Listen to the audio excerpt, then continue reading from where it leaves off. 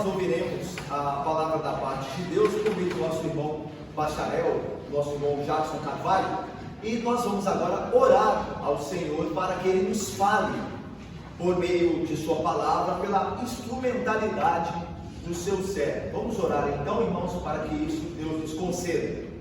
Ó Santo Espírito Divino, aquele que sonda, que perscruta, que conhece os corações, o mestre dos corações dos fiéis, o Espírito Divino, ilumina o nosso entendimento, abre o nosso coração, para que nesta manhã a palavra de Deus, que é a tua espada, ó Espírito Santo, venha nos penetrar profundamente e de fato discernir nossos sentimentos, desejos, vontades e moldá-las à vontade de nosso Pai Celeste.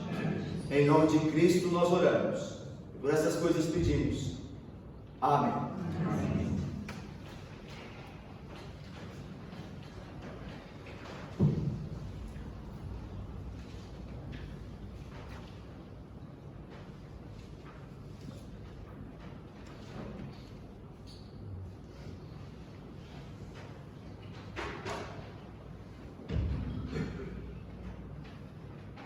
Bom dia, irmãos. Bom dia.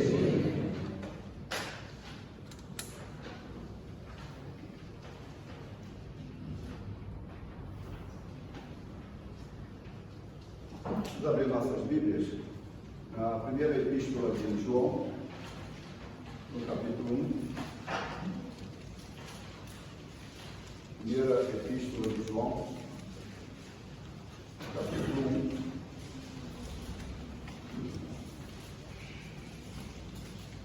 Nós vamos meditar nessa manhã, do versículo 1 ao versículo 4, que é a divisão que a própria Bíblia já tem. Nós vamos meditar em cima desse pequeno trecho, mas de tão grande importância para a fé cristã. Diz assim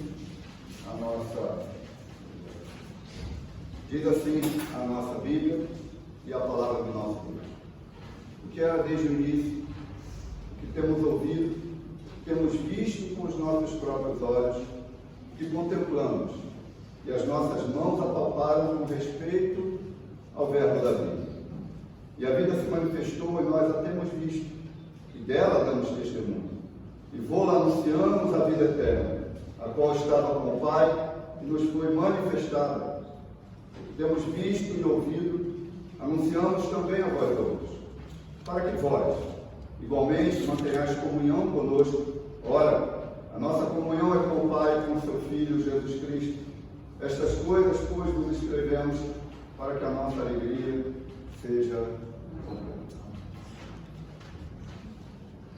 Nós temos aqui uma epístola, uma pequena carta, uma missiva bem pequena, e por ela ser bem pequena, bem curta, assim como as outras duas missivas também, as duas cartas, as duas epístolas de João, por elas serem assim bem curtas, às vezes nós fazemos uma leitura um tanto que rápida dessas epístolas, um tanto que um pouco mais corriqueira, como se nós tivéssemos uma responsabilidade em iniciar a leitura quando nós teríamos que meditar ao longo dessa carta. Nós queremos começar a leitura e terminá-la no mesmo momento, já que se trata de uma carta tão pequena, e nós não damos, por quantas vezes, a devida atenção, como nós damos em livros maiores, em obras um pouco maiores das Escrituras. Mas é importante nós sabermos que nessa missiva, nessa pequena epístola, quando nós fazemos uma leitura muito rápida, nós deixamos passar detalhes importantes da fé cristã. A gente deixa passar detalhes que nos edificam, que são fatos importantíssimos para a nossa trajetória cristã. E é uma carta que dá a garantia da vida eterna. João, quando escreve essa carta, ele dá essa garantia da vida eterna àqueles que creem no nome do Filho de Deus.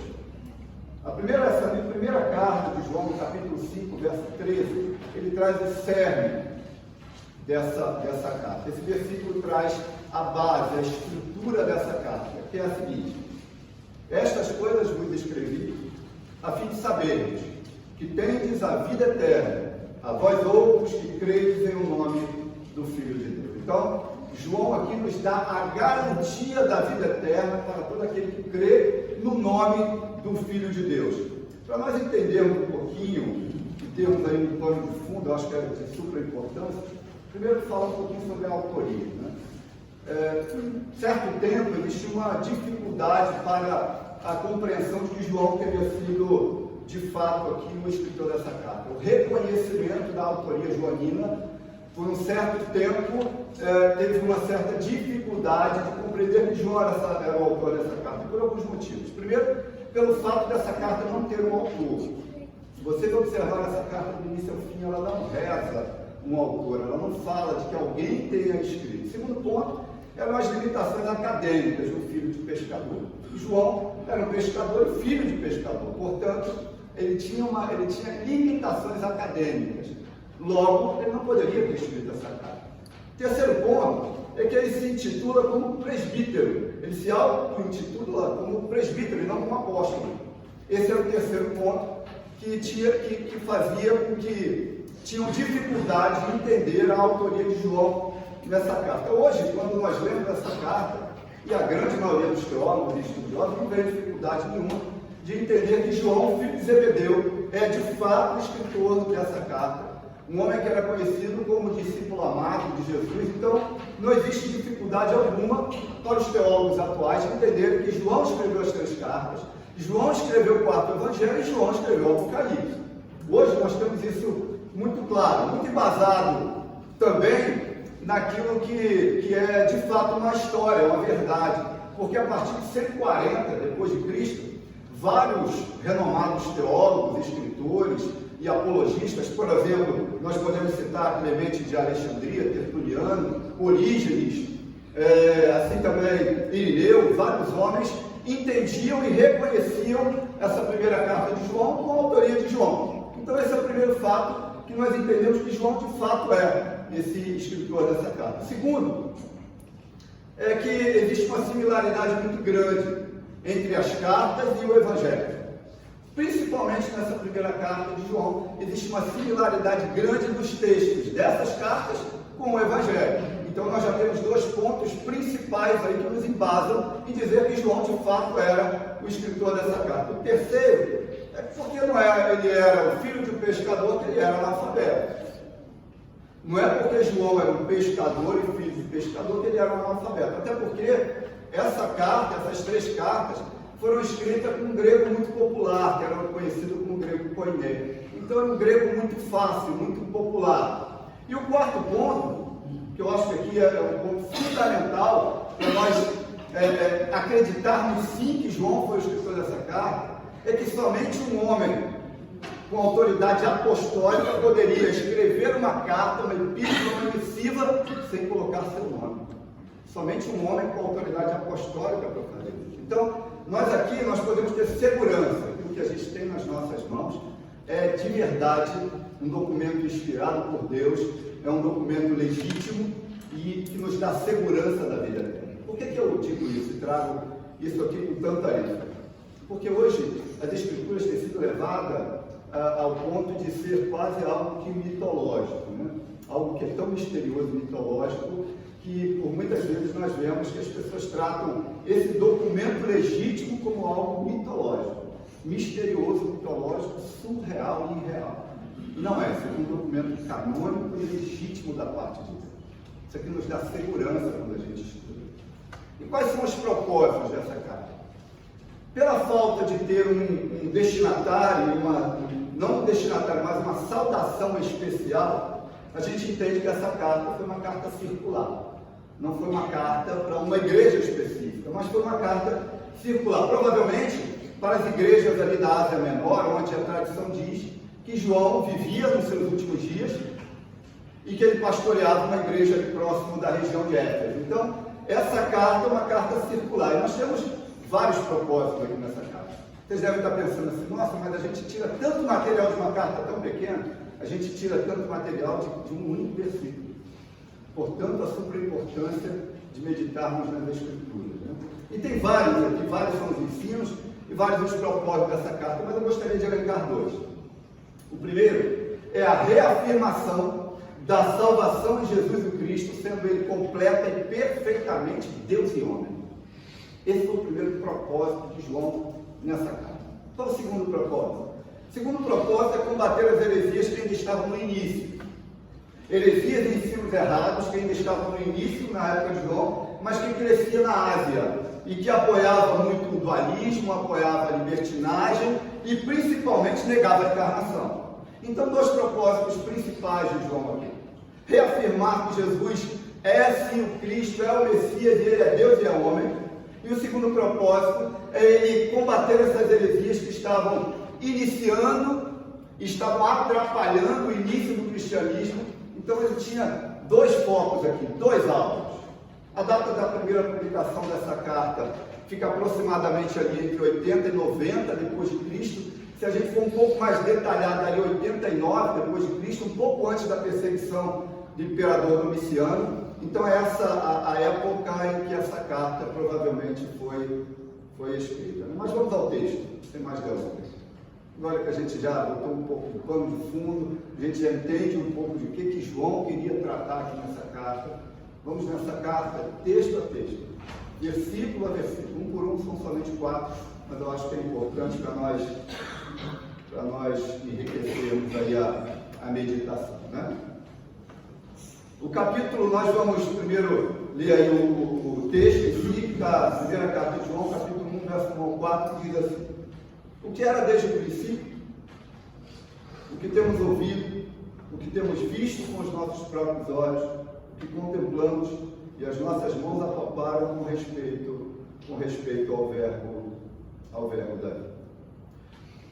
Logo no início da carta, nós notamos que, além de não ter um autor assim explícito, nós também não temos um prefácio.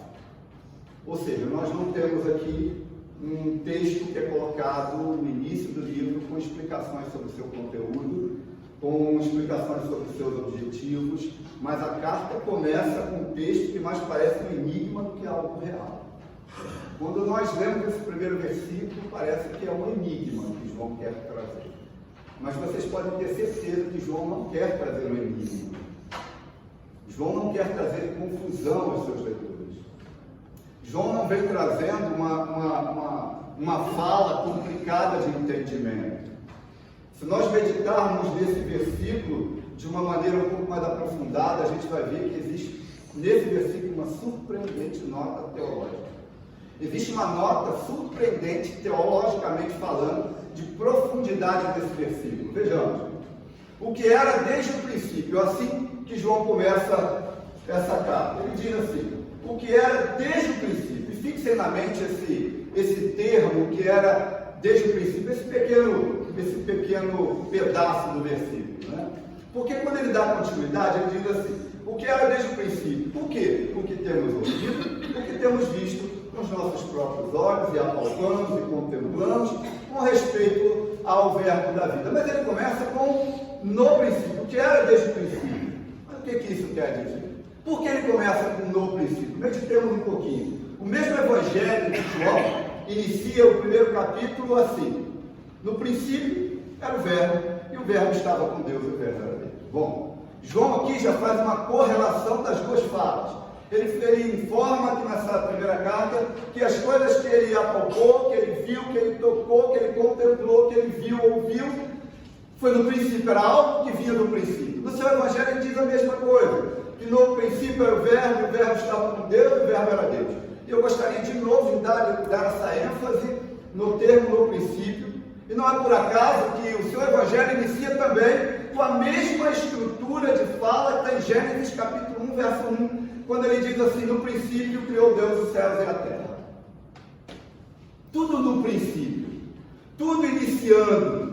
Em Gênesis nós temos a narração da primeira criação, quando ele diz que no princípio criou Deus os céus e a terra. Temos a narração, o começo da narração da primeira criação. Aqui no quarto evangelho, João traz essa expressão que inicia a história da nova criação em Cristo Jesus, por Ele e pela sua palavra. Então existe uma relação entre os textos. A primeira criação, no princípio, João traz no seu Evangelho, no princípio era o Verbo estava com Deus, e o Verbo era Deus, trazendo essa nova criação em Cristo Jesus, por Ele e pela sua palavra. E nessa carta, João traz o mesmo direcionamento. Porém, quando a gente olha esse versículo de uma maneira rápida, de uma maneira apressada, a gente vê que no princípio ele quer nos direcionar para algo. Ele diz assim, né? Que esse termo nos direciona para algo somente quando a gente olha de uma maneira rápida. Quando ele diz assim, o que era desde o princípio, o que era desde o princípio, o que temos ouvido. Então ele nos direciona para algo. Mas quando a gente medita nessa palavra, quando nós nos aprofundamos um pouquinho, nós vemos que a ideia que embasa esse versículo e que nos redireciona, porque João passa a elucidar comportamentos que nos redirecionam o pensamento para alguém também, não somente para algo. Quando nós lemos rápido, de uma maneira simplista, a gente entende que João está nos direcionando para algo, possivelmente para o Evangelho. Mas quando nós aprofundamos a meditação, a gente entende que não é só para algo, mas é para alguém também. Porque a estrutura que está por trás desse versículo nos mostra o seguinte, entendamos a ideia por trás, que embasa esse versículo. Quando se ouve algo, ouve por parte de alguém. Quando a gente ouve algo, a gente ouve de alguém que o disse. Segundo, quando se vê algo ou alguém. Terceiro, quando se contempla, faz-se em razão de algo ou alguém. E quando se apalpa, faz-se pelo fato de ser algo ou alguém. Mas principalmente, quando se ouve algo, alguém o disse. Então João passa a nos redirecionar não só para o Evangelho, para a palavra, mas também para alguém. Por que João traz essa estrutura na frase? Qual é o interesse de João, que João tinha nessa estrutura? João queria que os seus leitores, que aqueles que fossem ler essa carta e repassá-la pelas igrejas, João queria que esses leitores entendessem a mensagem da carta pela ótica de uma verdade que é absoluta e que rege todo o cristianismo. Qual é essa verdade? O que João queria com isso? João queria trazer uma verdade absoluta, que é a seguinte: Jesus é o Verbo da vida. Jesus é esse desse versículo. Não só a sua palavra e o Evangelho, mas Jesus é esse desse versículo. É este mesmo Jesus, Verbo da vida, que foi um dia anunciado pelos profetas lá no Antigo Testamento. Esse mesmo Jesus, sendo ele também o Cristo da mensagem de toda essa Escritura e que já existia desde o princípio de todas as coisas. O que João está trazendo é não só a palavra de Deus, não só o Evangelho, não só a palavra, não só os desígnios de Deus estavam desde o princípio, mas esse Jesus, o qual nós ouvimos, está desde o princípio. Jesus que é visto por João no seu Evangelho como Logos de Deus. E quando a gente pega essa palavra Logos, no grego significa palavra, quando João traz essa ideia de Logos de Deus, de verbo, de Logos, de palavra, e Logos tem muitos significados, Logos não só a palavra, mas Jesus pode ser visto como o verbo, como a palavra, como a lógica, como a razão, como a sabedoria, como a mensagem, como a reflexão e como a linguagem do próprio Deus. É esse Jesus, verbo da vida. É isso que João queria trazer para os seus leitores, cuja existência desse Logos, cuja existência desse verbo da vida antecede toda a criação do mundo e que desde sempre estava com Deus e que é Deus. Então João aqui não está trazendo somente uma ideia de que é para algo que nós devemos prestar atenção, mas para algo e para alguém, para uma palavra, mas que também foi ouvida de alguém. E que esse alguém é o próprio verbo da vida que estava com Deus e que é o próprio Deus. Parece confuso. Agora imagine. Para nós que hoje estamos aqui, há aproximadamente 2000 anos depois, nós quando fazemos leituras rápidas das Escrituras, nós nos confundimos. Nós precisamos realmente da explanação do Espírito. Precisamos que o Espírito Santo nos mostre, nos clarifique. Imagina lá no início do cristianismo. Imagina toda a dificuldade que João estava trazendo, estava tratando, estava tendo. Mas vejamos mais. Nesse versículo, João ainda diz que ninguém nos disse. Preste atenção nesse versículo. O que era desde o princípio, o que temos ouvido, o que temos visto, o que temos apalpado. João aqui, ele está dizendo o seguinte: ninguém nos disse isso. Ninguém nos falou, não soubemos através de alguém. Não foi alguém que nos veio aqui e contou essa história. Nós fomos testemunhas reais e podemos falar com certeza sobre esse tema. João está falando para os seus leitores: olha, esse verbo da vida que estava antes da criação do mundo e que é Deus, eu não venho falar para vocês dele e da sua palavra como alguém que ouviu de alguém. Eu venho aqui falar porque eu fui testemunha ocular desse Cristo. Eu o ouvi. Por isso eu posso falar com tranquilidade sobre esse tema. Ele dá garantia desse tema. Mas por que João tinha esse interesse tão grande em dizer que foi testemunha real de Cristo? Por quê? O que é isso que incomodava João? Por que ele queria informar que ele era testemunha real? Por quê? Porque existia uma forte corrente doutrinária contrária aos ensinos de João. Existia uma forte corrente contrária e que ganhava um volume imenso dentro e fora das igrejas. Existiam ensinos que eram enganosos de falsos mestres que disputavam o cristianismo, que lutavam em absorver toda a membresia da igreja, arrancá-la para novos ensinos. Então João aqui vem falando, eu venho falar desse verbo da vida que eu vi, que ninguém me falou, mas eu o vi. Por isso eu posso falar, eu sou testemunha ocular, eu vi, eu caminhei com ele, eu vi os seus milagres, eu posso falar. Eu posso tratar desse assunto. Uma doutrina que estava começando na época do cristianismo e 3 séculos depois ganhou bastante força. Mas no início aqui, no início do cristianismo, também era muito embrionário esses ensinos, eles eram complicados. E João tinha um interesse em manter a sua igreja sadia, na sã doutrina. Toda a preocupação de um homem sério de Deus é manter a sua igreja na sã doutrina. É manter os seus irmãos na sã doutrina. É se manter na sã doutrina.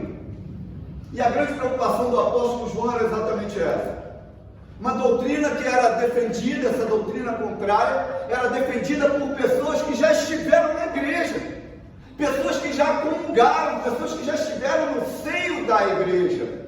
Pessoas que já estiveram junto, mas que tinham se afastado, que tinham saído da igreja, agora aprenderam novos ensinamentos. Abra, por favor, nessa primeira carta, no capítulo 2, verso 19. Por favor.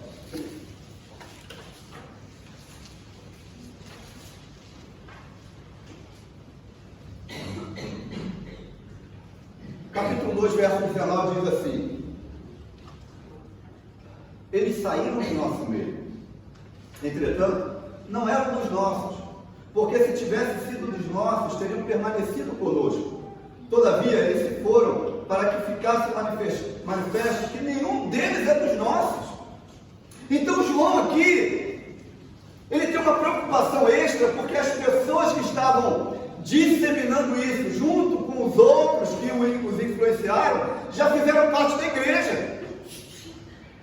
E João tem uma preocupação extra, porque essas pessoas podem se influenciar. Aqueles que estão dentro da igreja, que querem aprender a sã doutrina, essas pessoas podem influenciar.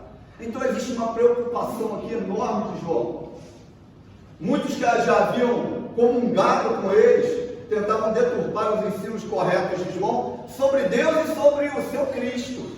E olha que preocupação é essa.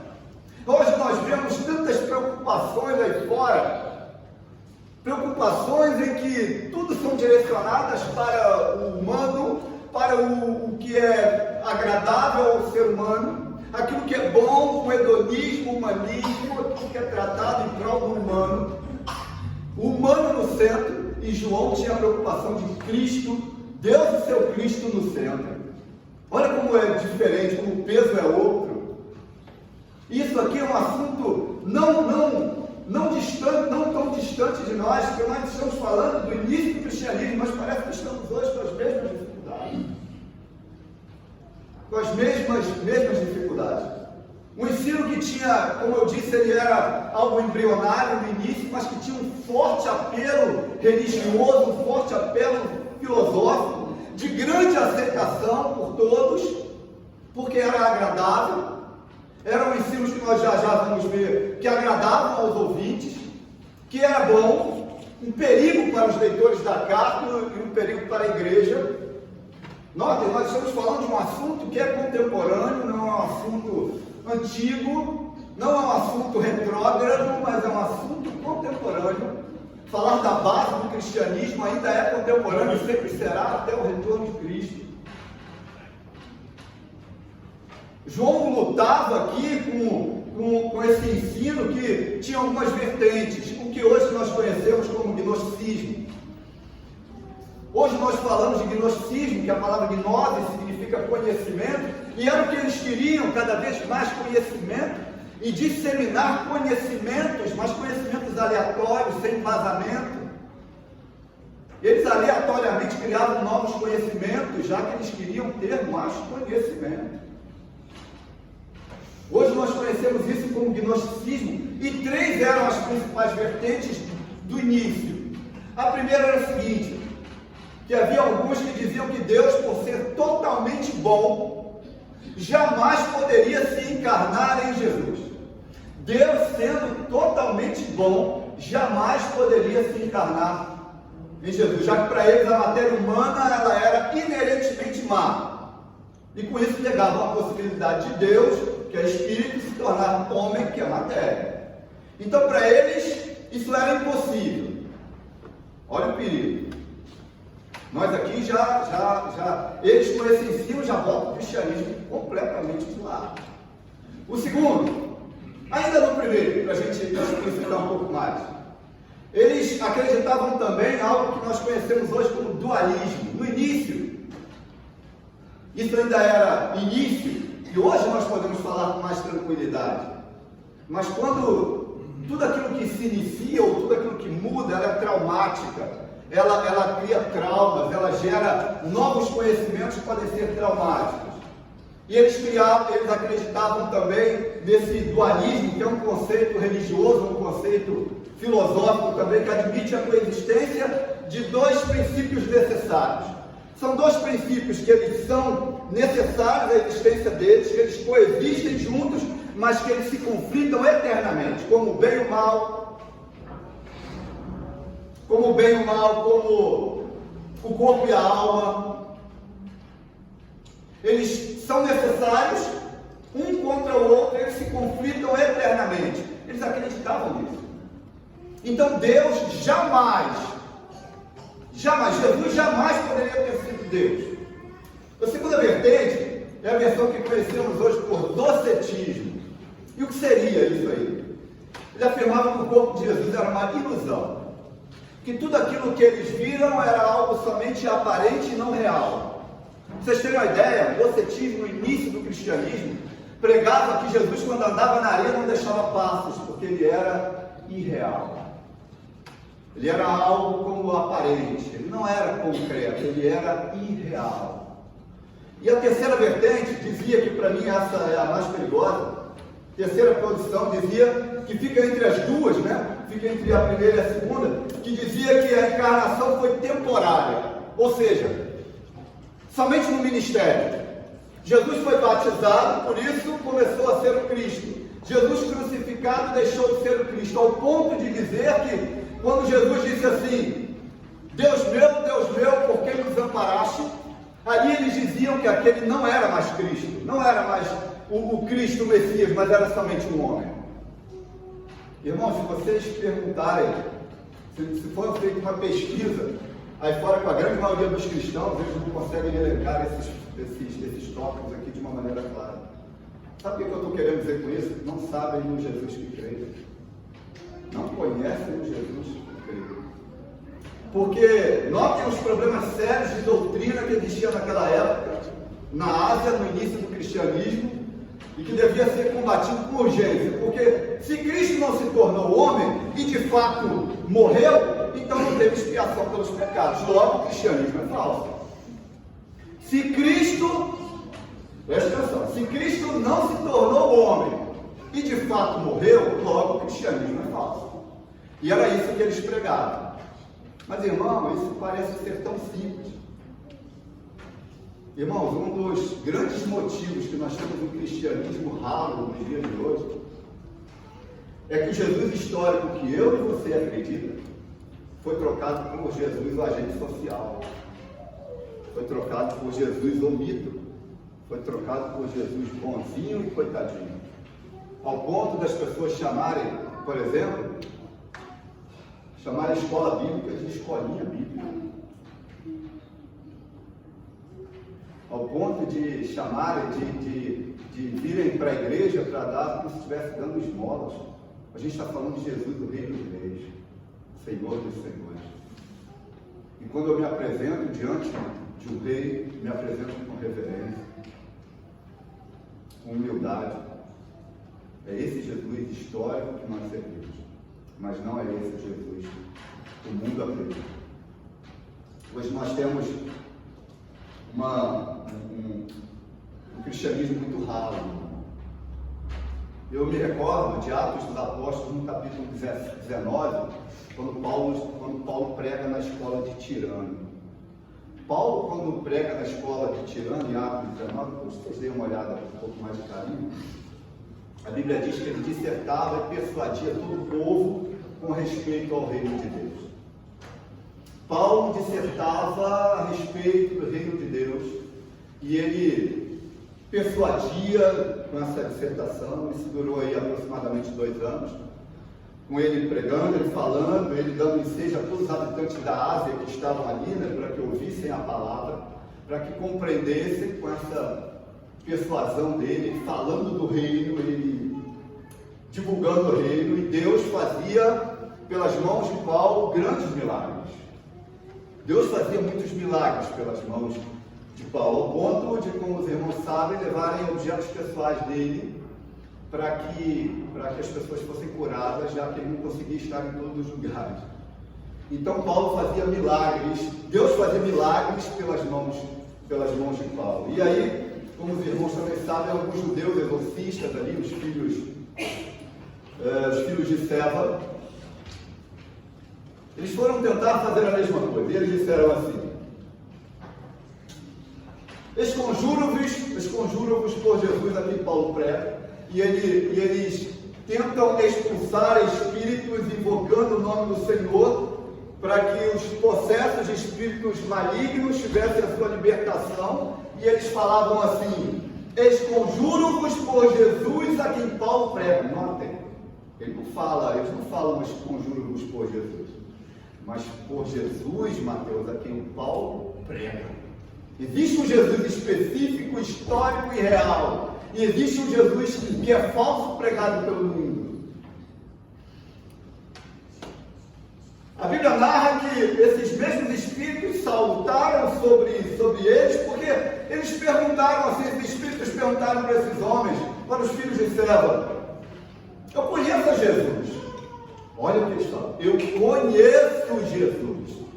Os demônios. Eu conheço Jesus e sei quem Paulo é. Mas e vós? Quem sois?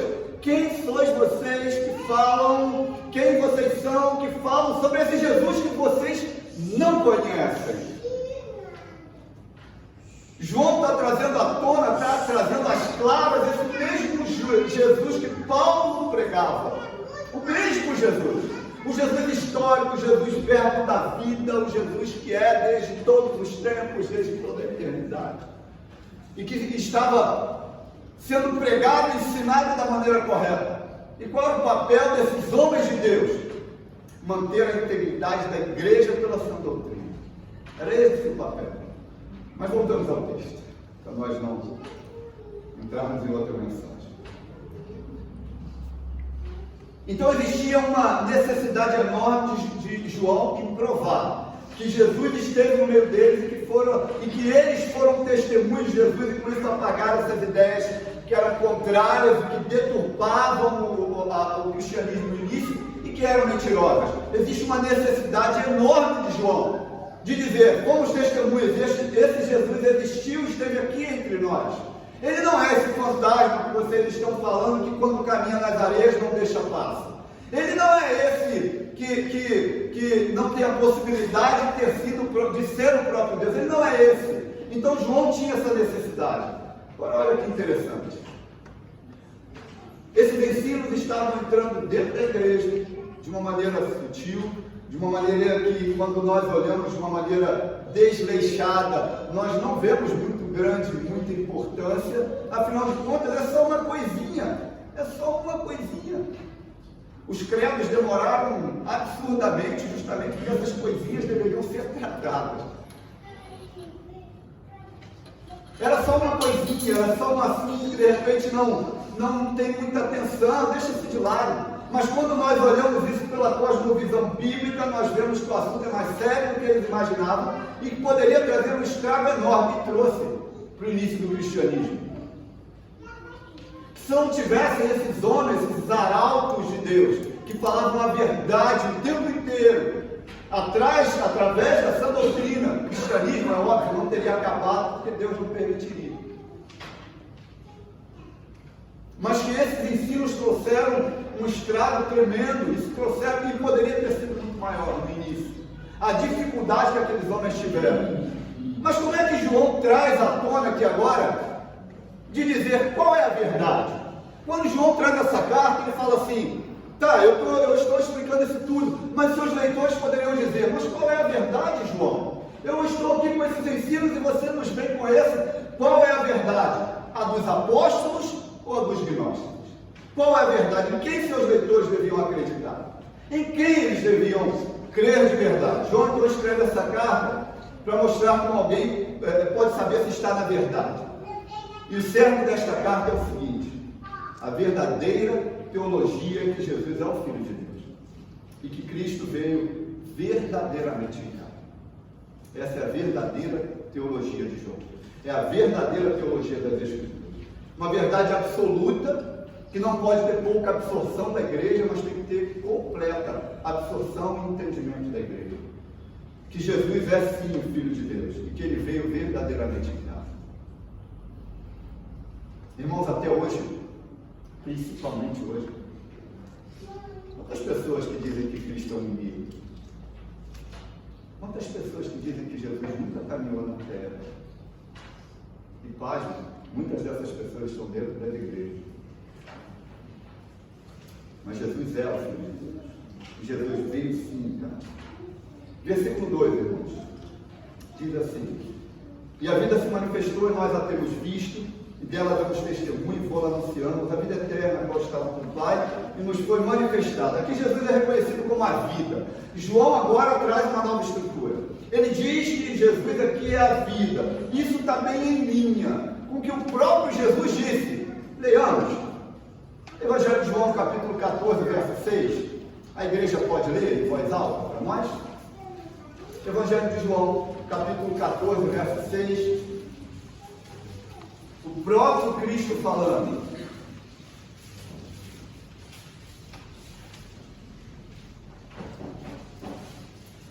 Leiamos juntos?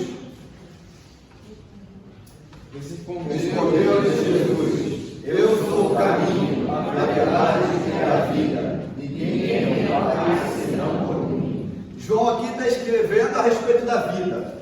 João agora nos apresenta Jesus como a vida, mas não em termos gerais. João aqui não está interessado na vida em termos gerais, mas na vida que se manifestou. É nisso que ele está interessado. Olha o versículo. A vida que se manifestou, a vida se manifestou. Ele não está interessado na vida em termos gerais, mas ele quer saber da vida que se manifestou. O apóstolo informa isso aos seus leitores com dois ensinos, que são os seguintes. Primeiro, ele declara que Jesus sendo a vida, Jesus sendo a vida é aquele que tem vida em si mesmo. E olha que interessante, ele tem a vida em si mesmo, ele sempre existiu e ele vive para sempre. Ele traz esse primeiro ensino nesse segundo versículo. João capítulo 1, verso 14 diz assim: e o verbo se fez carne e habitou entre nós, cheio de graça e de verdade, vimos a sua glória, glória como do unigênito do Pai. Ainda em João, capítulo 11, verso 25 e 26, ele narra: disse-lhe Jesus: eu sou a ressurreição e a vida. Quem crê em mim, ainda que morra, viverá. E todo que vive e crê em mim não morrerá eternamente. Creis isto? Jesus vem falando de que ele tem essa vida em si mesmo, e aquele que crê nele também terá a vida eterna.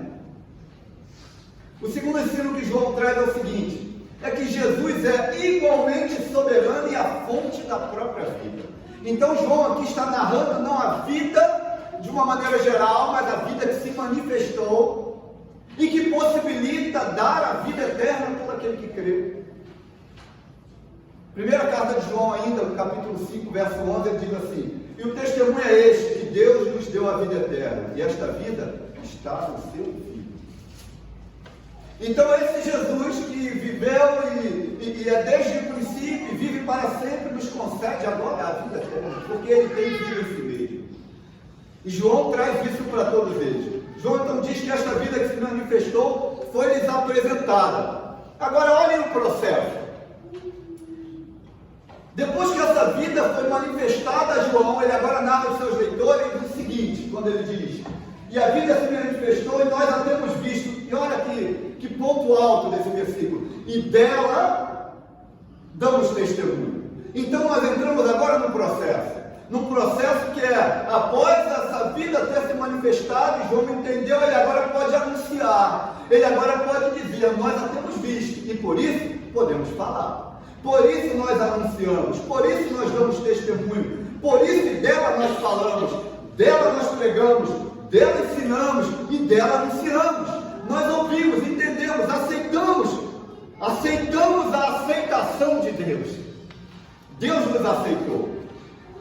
E a palavra pregada entrou no meu coração. E agora o que eu vou fazer? Eu vou anunciar, eu vou pregar, eu vou falar, eu vou declarar.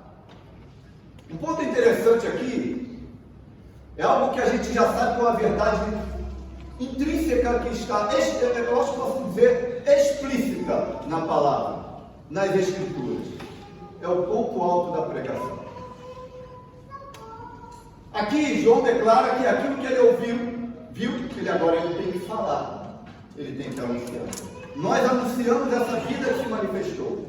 E um ponto interessante aqui é que em vários textos que abordam esse tema,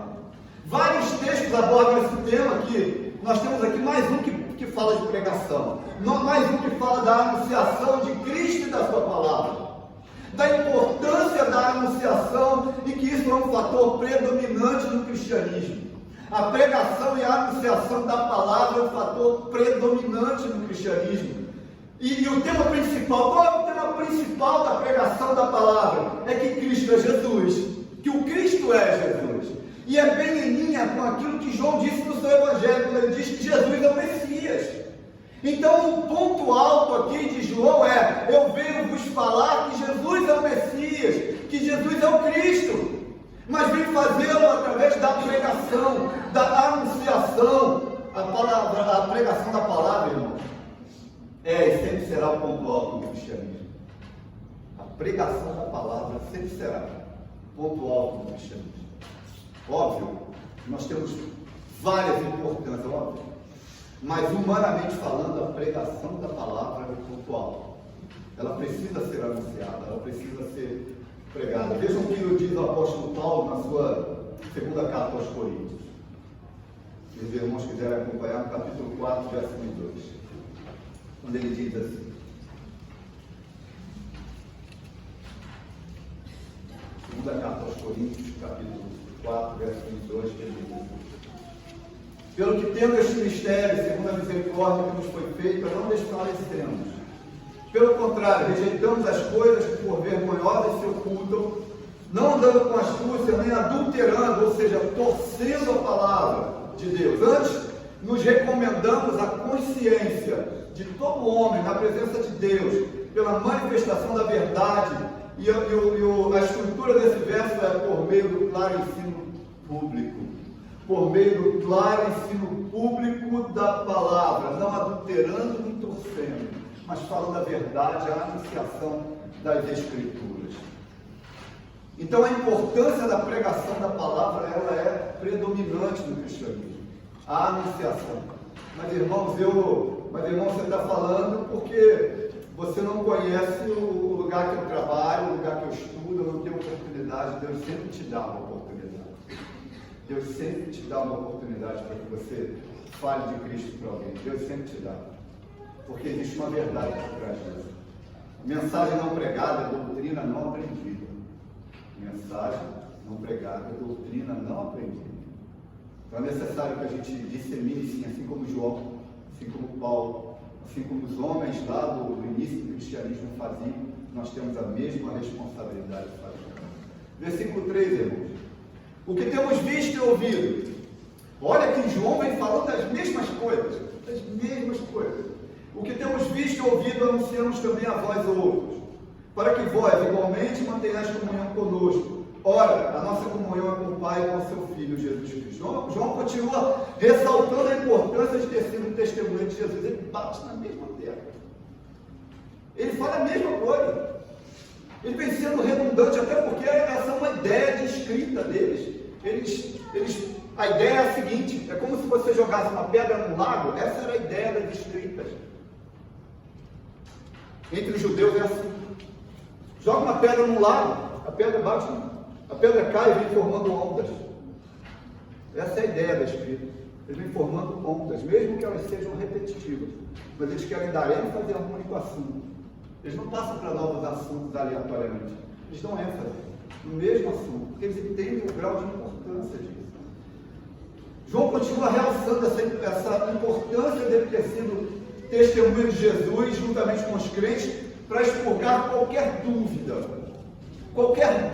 que havia no meio da igreja.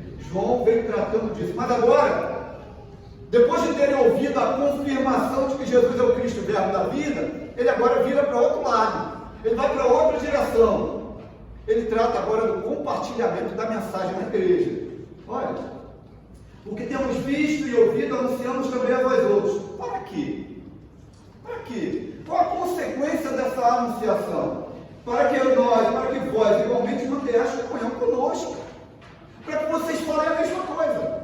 Para que nós venhamos a ser um povo só. Um único povo. Que tenha um relacionamento, uma comunhão, através e por meio do Espírito Santo.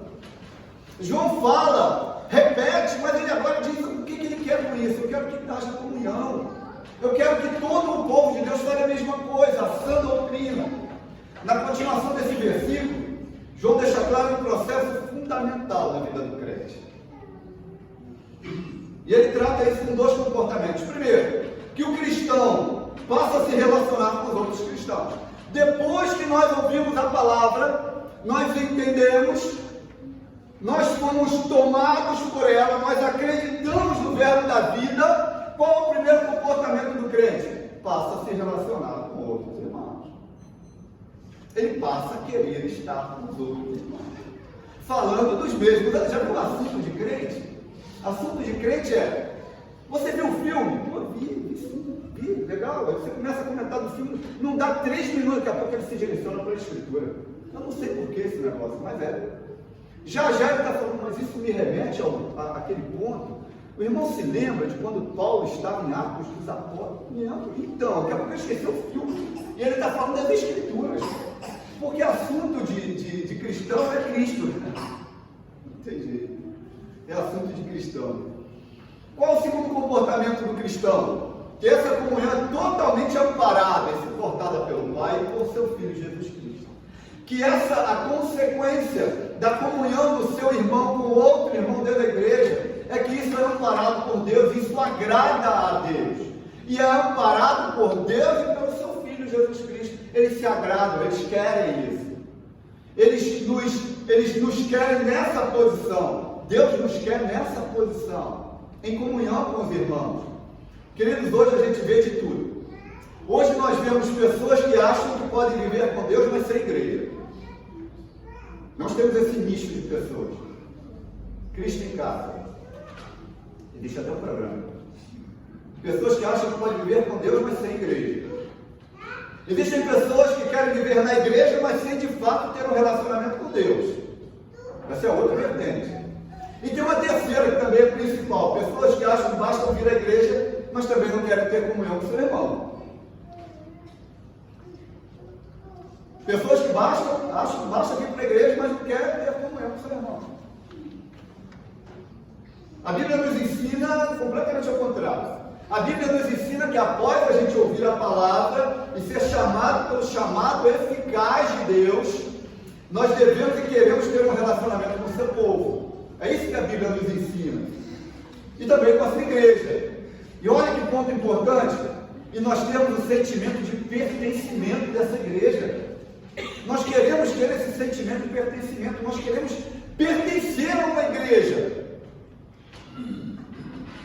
Nós entramos de férias, viajamos, aí estamos em outro estado, domingo de manhã não tem jeito, você está em outro estado, eu acho uma igreja.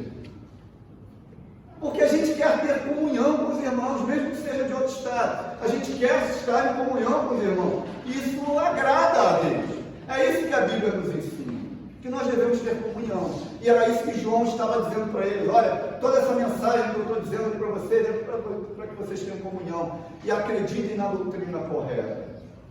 Verso 4, já para a gente caminhar para o fim.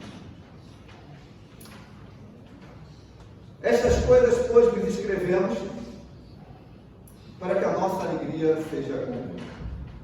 Estas coisas, que coisas? Que coisas? Estas coisas, mas que coisas?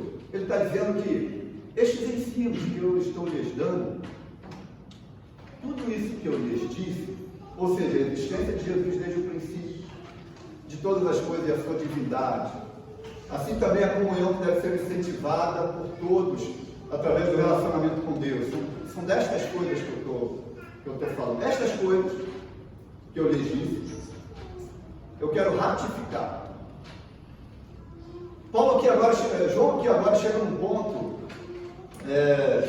bastante interessante, porque ele fala da alegria do processo.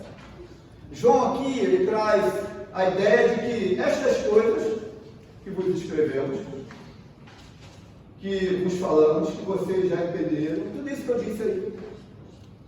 Nesse processo existe algo chamado alegria. João aqui, ele fala da alegria do processo que reflete o entendimento do povo. O povo entendeu isso tudo, isso gera alegria. Isso é bom. E é isso que vale. A alegria no processo, o entendimento de tudo isso que eu disse, da comunhão de vocês, no final disso tudo gera alegria. Isso é bom. E ele diz: vos escrevemos para que a nossa alegria seja completa. Nossa alegria seja completa. Vejam aqui que ele não está dizendo: vos escrevemos isso para que vocês apliquem, vocês observem, apliquem, entendam, façam tudo do jeito que eu falei para que a alegria de vocês seja completa. Não. É para que a nossa alegria seja completa, de vocês e a minha seja completa. Porque para João existe um ponto de importância aqui bem grande. Eles formavam um corpo de Cristo. Então não é a alegria do outro, é a nossa alegria, é a alegria da igreja. João, como pregador do Evangelho, como disseminador, como divulgador da palavra e desse Cristo, ele tinha um interesse que não houvesse só alegria isolada. O irmão está alegre, mas o outro está triste, que ele não sabe do que se trata, esse aqui, não. Mas que a alegria fosse completa, porque nós somos um corpo. João vem tratando a igreja como um corpo.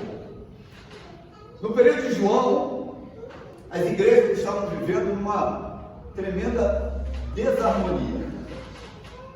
Por que eu digo isso? Por causa das heresias que estavam presentes em todo o tempo. E no início do cristianismo, com toda a batalha, toda a luta para falar a verdade, a luta dos apóstolos, daqueles homens, dos discípulos que queriam a verdade, existia uma grande desarmonia entre as falas daqueles que falavam certo, daqueles que falavam errados, porque muitos se advogavam como apóstolos e por isso queriam falar em nome de Jesus, mas não o conheceram, não o conheciam, mas se advogavam como alguém mandado por ele. Então existia uma desarmonia de fala muito grande, e João queria que o corpo de Cristo estivesse unido, sólido, embasado na Escritura. Era isso que João queria, assim como todos dos apóstolos, que devia manter uma união, uma harmonia, e que essa harmonia e essa união que gera alegria fosse a marca da salvação do povo de Deus, que o povo de Deus fosse reconhecido como um povo que foi. Hoje nós podemos falar salvos em Cristo Jesus, por isso nós somos alegres, por isso nós temos harmonia, por isso nós temos comunhão, e essa união espiritual do crente é a marca da salvação do seu povo. É isso que nós temos que ter hoje, era isso que ele pregava no início. E diante disso tudo, irmãos, o que nós aprendemos nesse texto? O que depois de nós meditarmos um pouco sobre a importância de Jesus ser o próprio Deus, que ele veio em carne, como João disse, e que haja comunhão na igreja por conta desse entendimento de que Jesus é o próprio Deus e que nos concede salvação e vida eterna, o que a gente pode dizer que aprendeu com tudo isso que nós meditamos? Primeiro, que a nossa fé referente à mensagem do Evangelho deve estar alicerçada no Cristo da mensagem, na sua morte, no testemunho singular da sua encarnação. É isso que nós aprendemos aqui, quando nós meditamos nesse texto. Segundo, nós aprendemos que devemos rejeitar qualquer ideia contrária aos ensinos genuínos das Escrituras e que possam dividir a igreja. Qualquer ensino externo que possa vir nos tentar influenciar, a gente deve rejeitar, para que não haja divisão da igreja. Terceiro, que devemos internalizar a verdadeira doutrina, que é completa e que não precisa de algo mais. Nós não precisamos de mais conhecimentos externos, nós não precisamos. Nós não precisamos de gnoses, nós não precisamos de pessoas que falem algo além das Escrituras. Nós precisamos das Escrituras, nós não precisamos de algo a mais. Nós não precisamos de emocionalismo, nós não precisamos de misticismo, já que a gente tem na encarnação, nós temos tudo que é necessário para a vida cristã e para uma vida pura em Deus. Nós temos isso nós também entendemos. Quarto e penúltimo, que essa mesma doutrina deve gerar alegria aos crentes, e essa alegria aumentar o nosso relacionamento com Deus. Quando eu sou alegre com o povo de Deus, o meu relacionamento com o povo e com Deus aumenta. E esses dias eu aprendi algo fantástico com um homem chamado George White, que ele disse na sua biografia, no seu livro, o seguinte: fale menos com os homens e mais com Deus.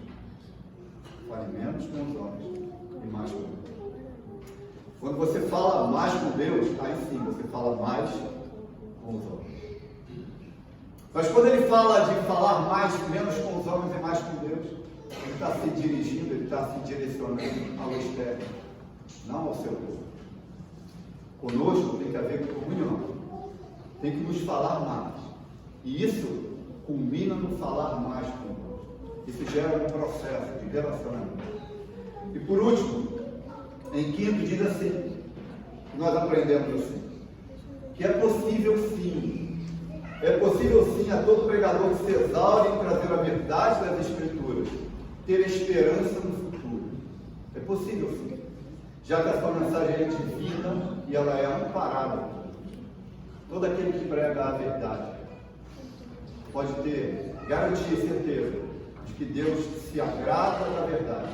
E pode ter sim esperança no futuro de que a igreja continua sendo amparada por esse Deus maravilhoso que nós servimos. Que Deus nos abençoe nos lares. Amém.